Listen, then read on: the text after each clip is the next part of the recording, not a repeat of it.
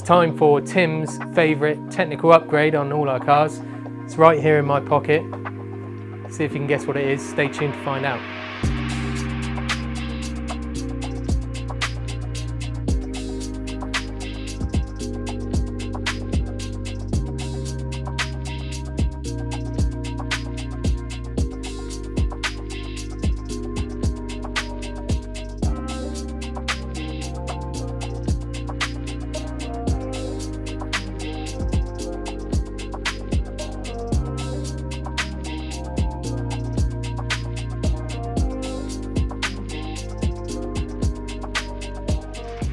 So as you can see, DRL light change is all done. Tim has once again outdone himself, looking nice, yellow and vibrant. Unfortunately, you can't tell from the camera, so maybe you'll have to get your own set and see just how good these guys look in the flesh.